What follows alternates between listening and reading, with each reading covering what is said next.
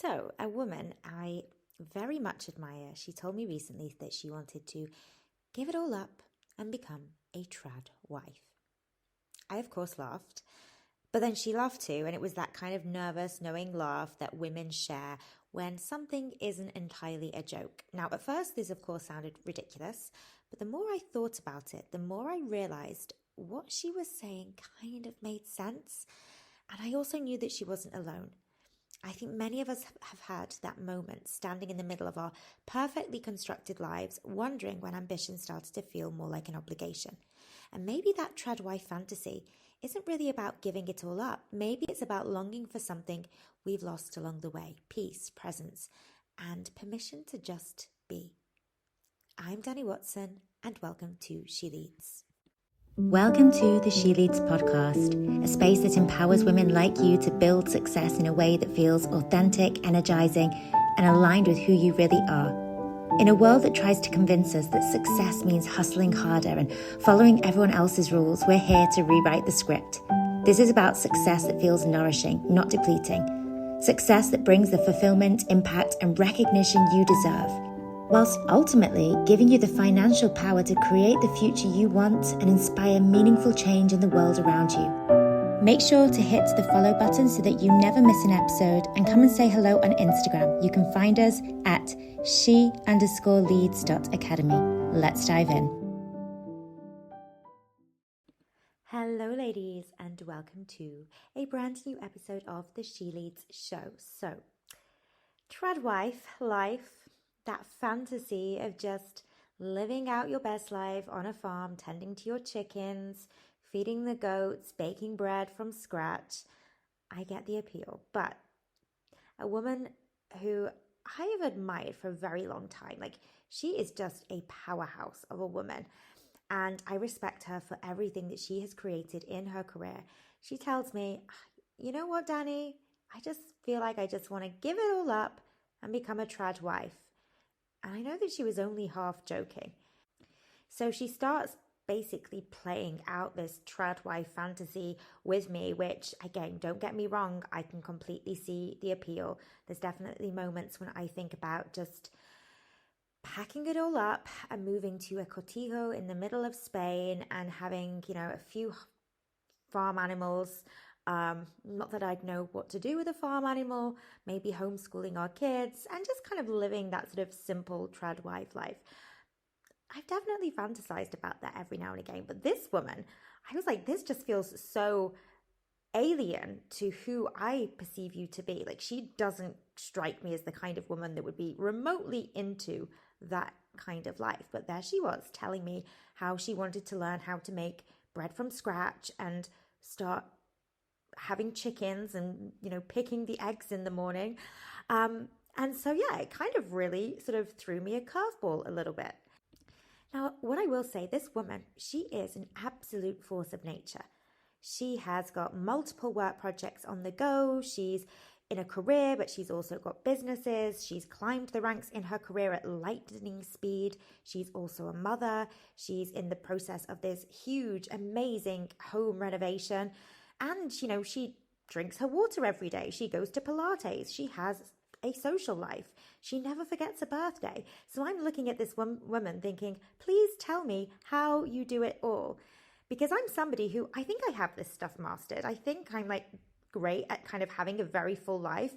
But then it often feels like I manage to get another plate spinning and another one drops. So it's like, hey, look at me. I'm now doing Pilates 4 times a week, and I'm also meal prepping like a woman on a mission. But don't look over there, because then you'll see the clothes mountain of things that I need to take to a charity shop that I've been emotionally avoiding since Easter. So there's always at least one plate in my life that just seems to get dropped and forgotten about, but not for this woman. This woman just seems to be able to do it all. So the last time I'd actually spoke to her, she was also doing these dog agility classes with her dog. Basically just to stop her dog from getting bored. And I was thinking, wow, I best not mention this to my dog Betty, because she's been loyally enduring the same 20-minute loop around the block for the last 4 years, and she's kind of acting like it's the highlight reel of her life. So she must not find out that there's agility classes on offer here. So this woman just manages to pack it all. She has this very full life, but is absolutely rocking it in her career as well. So you can imagine my surprise when this powerhouse of a woman is telling me that she'd rather be a trad wife. But what she was saying, I could kind of get. And the truth was, I kind of understood her, because there's certainly been moments when I've thought, pardon my French, fuck it. Just fuck it. Is success and ambition really worth it? Would it just be easier if I didn't have this level of ambition or such big plans to change the world and make this massive impact? And then when I was thinking about it, what I understood about her recent epiphany into Tradwife Life was this wasn't about surrender. It was about release, about being just bone tired from carrying everything, the ambition, but also the performance, the endless demand to have it all, whilst just looking effortlessly unbothered by life. I started to think about this, and I think that Tradwife fantasy was really about permission to stop striving, to actually just breathe and to rest. And it made me think, maybe we don't actually hate our ambition. Maybe it's just that we hate the version of ambition that we've been sold. Because let's be honest, we grew up during the golden age of the girl boss myth. So if you are a millennial, maybe an older Gen Z woman, you were probably fed a steady stream of Pinterest quotes, Instagram quotes, TED Talks about how empowered women empower women. You know, if we think about Sheryl Sandberg, she told us to lean in. But then she also forgot to mention that there would be no one to catch us when we fell. She said that the system could be bent if we only learned to contort ourselves in the right way, that if we spoke louder and worked harder and took up more space, that we could earn equity by just forcing our way into the workplace. But somehow all of that leaning in just left a generation of women permanently off balance and just teetering between exhaustion and expectation. And then we have women like Sophia Amoruso. And oh my gosh, I don't know why I've just said that in a Spanish accent. I'm used to often saying names in Spanish accents because my kids are at a Spanish school. Anyway, I digress. Sophia Amoruso, she told us to be girl bosses, and then her company went bankrupt. And this empire that was built on this hustle culture, it crumbled under the weight of its own contradictions, because the whole point of feminism was supposed to be freedom, not just rebranding burnout in this millennial pink color. And the word boss was supposed to make us feel liberated, but mostly it just made capitalism just look a bit cuter for a while. So we inherited a system really designed by men who, if we think about it, this masculine corporate business culture, this system was designed by men who actually had wives to keep everything running. And then we're then told to succeed in this exact same system, but we don't have that wife at home. So the modern workplace was never built for women with full lives. It was built for men who had somebody else doing the invisible work of living. So somebody at home doing the washing, planning the meals, remembering the birthdays. So now we're here trying to play a game where the rules were written, assuming that we'd have this like magical stay-at-home wife too. And instead of questioning the system, we just got better at multitasking. So we were, carrying all of the emotional and domestic and professional load like it's some kind of feminist flex. And look, I am, of course, not ungrateful that we've been given a seat at the table. Feminism really cracked the door open. It fought for our entry into rooms where we were once locked out of. But yes, we may have got into the room, but instead of changing the room, we just learned how to survive in the same room. So we thought progress meant acting more like the men who built the system, rather than questioning whether the system itself made sense. So we've traded our softness for stamina, our intuition for efficiency, and we are calling it empowerment.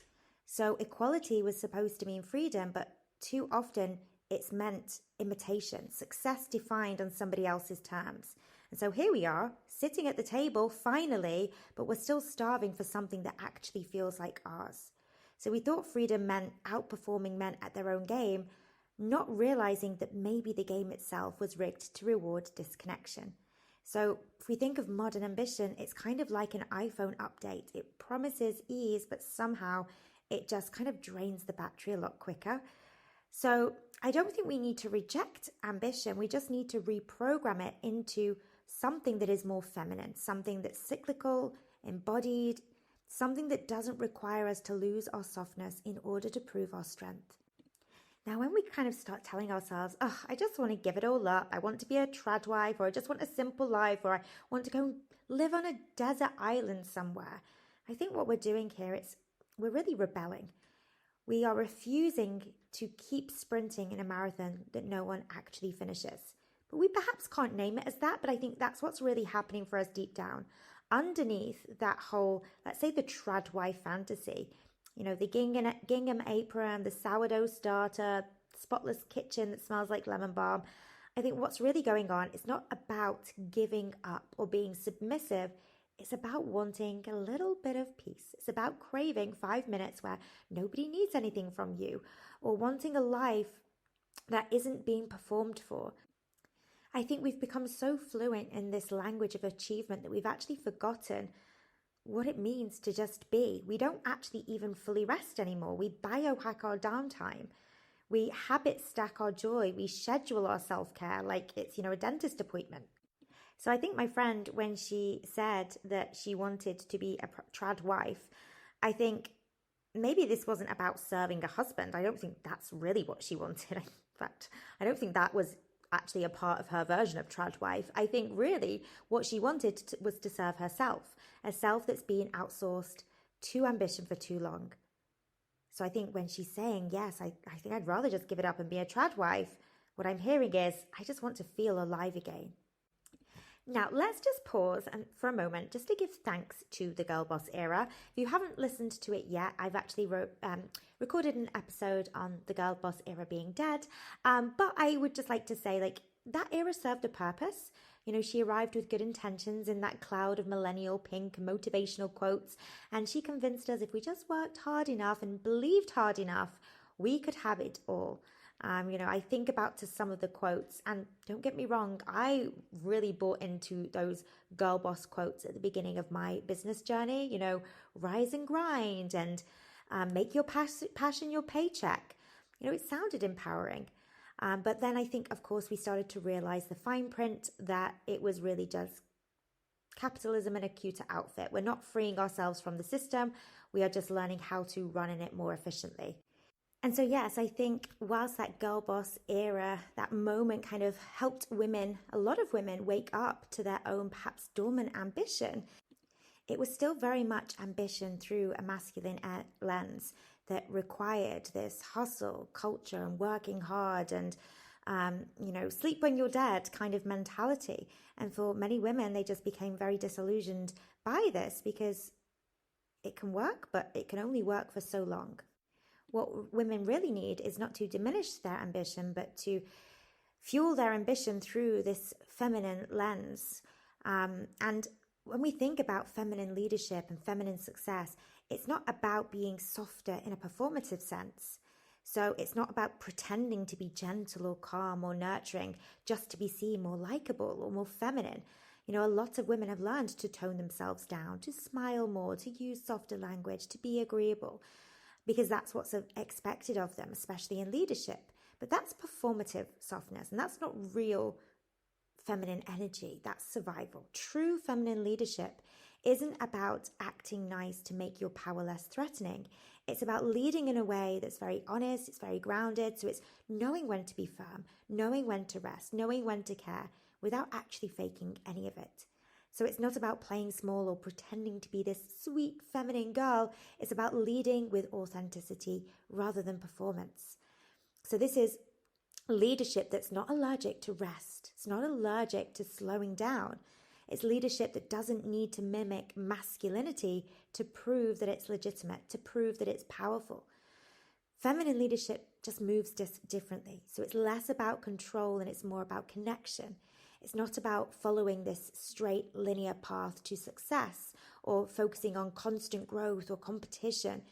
Feminine leadership moves in cycles. So some days it might be about big, bold, assertive action, but other days it might be more reflective, more slow. And it's really about trusting that timing. It's also deeply intuitive.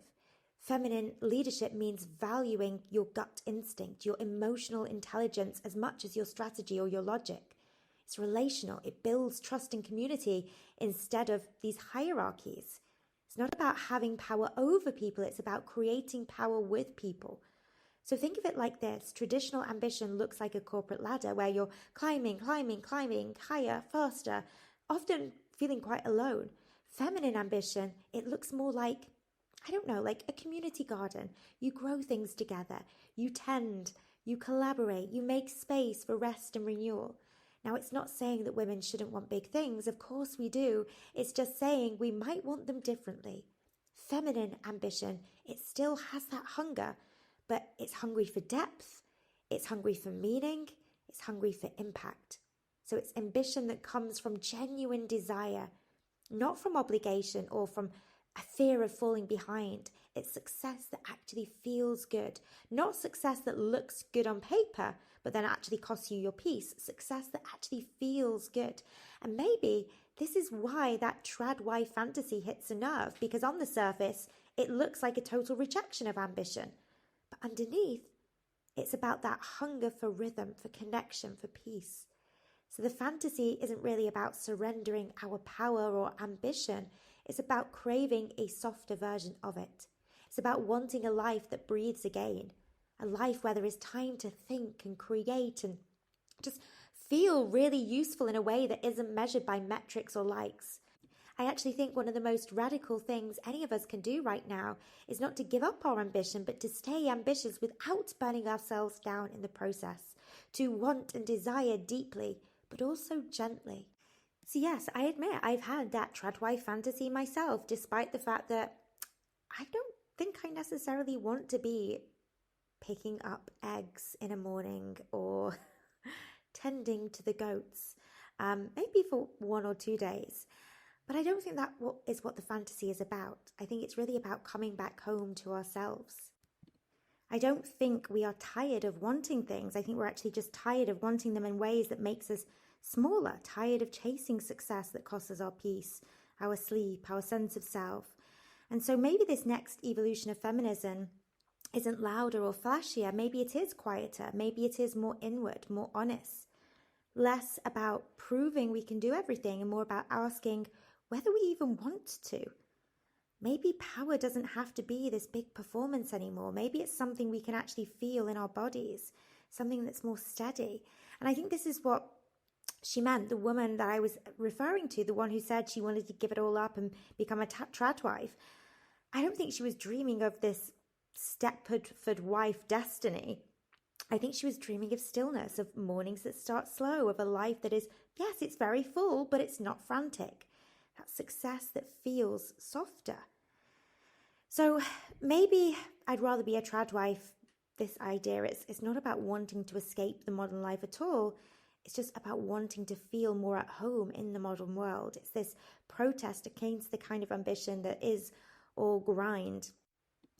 I think this freedom that we sometimes crave, it isn't necessarily found in the extreme. So if we think about the corporate office as one extreme, the tradwife's kitchen as another, I don't think that's where our freedom lies. I think it's somewhere in between, that quiet middle ground that we've forgotten how to stand in. So I don't think my friend really wants to be a tradwife. I think she just wants to feel whole. And honestly, I think that's what we all want. So I hope you enjoyed this episode, ladies. And don't forget, if you are wanting to lean into this work for either you or for the women that you want to help, you have a few different options. You can go to she-leads.co/free trial, and you can trial our She Leads Academy coach training, or you can also put your name on the waitlist for our membership. So if you go to she-leads.co/membership, you will be able to find information for our She Leads Inner Circle. Thank you so much for tuning in today, ladies, and I will catch you on the next episode. If today's episode lit something up in you and you are ready to build a coaching business that not only changes lives but creates the income and freedom you deserve, then right now you can request a free trial of our She Leads Academy coach training. To get your free trial, just head over to Instagram and visit us at she_leads.academy.